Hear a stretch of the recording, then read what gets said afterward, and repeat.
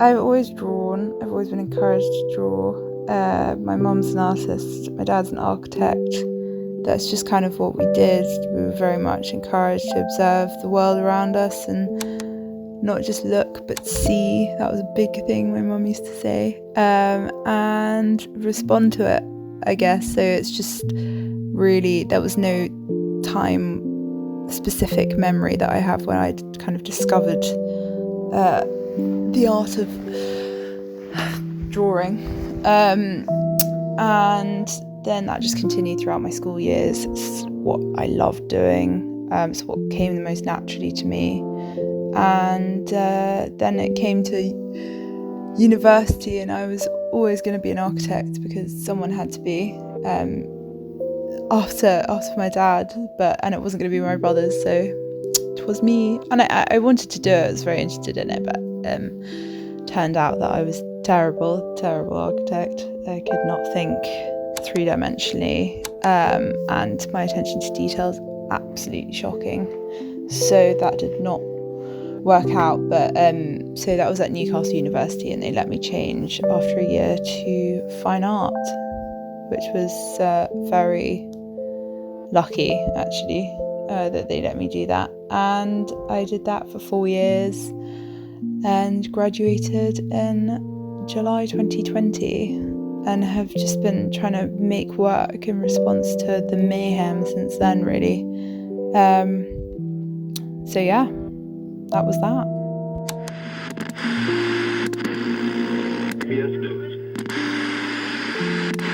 I am mainly inspired by the weird and wonderful, I would say. So artists like Hieronymus Bosch, Francis Bacon, they often have darker sides to them as well. And then I guess there's also an architectural element to my work. I very much just like geometric shapes, angles, but recently I've been more drawn to curves. It's kind of whatever I'm noticing at the time, really. And then, I mean, I keep a close eye on the news cycle and what's going on in the world, and often those images also seep into my work.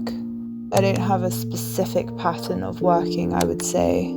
I always paint from drawings, observational drawings, made up drawings, often with writings next to them, which I kind of observe of people, of passers-by. During the pandemic, this has been harder, obviously, but that's how I would normally work, and that's what would inspire me to eventually make a piece, or like a final piece.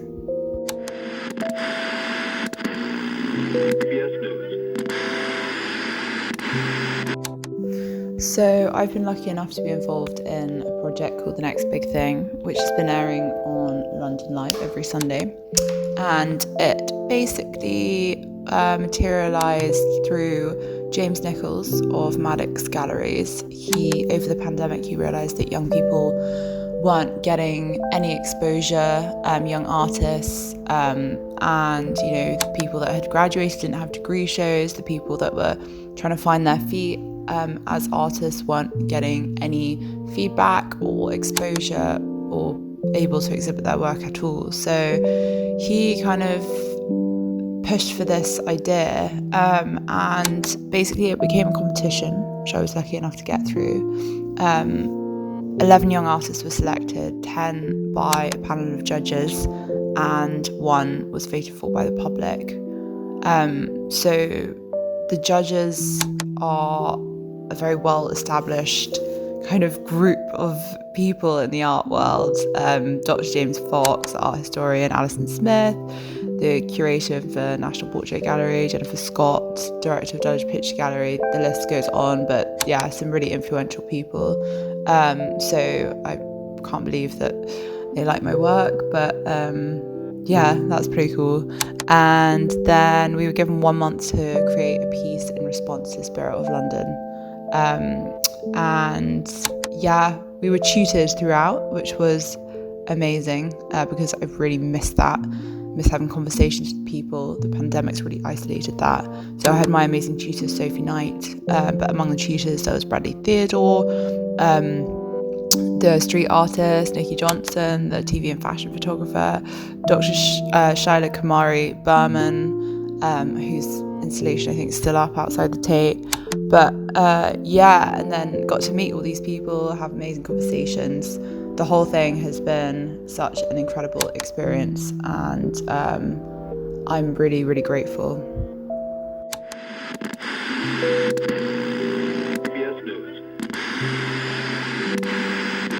So moving forward, I have invested in a digital drawing pad, and I'm trying to make my abstract geometric oil paintings into more illustrative graphic work. I'm fiddling around at the moment. I haven't shared any of this. I've gone a bit radio silent on social media, but I will be sharing it soon, and it's going to be a mixture of observation, storytelling. There's going to be some wordplay involved. Yeah, so that's something I think is where I'm headed. It's portable as well, because as soon as we're allowed out, I want to travel with it and become inspired again, I think is the plan. I will keep painting as well where I can, of course, but I'm just experimenting at the moment, which is exciting.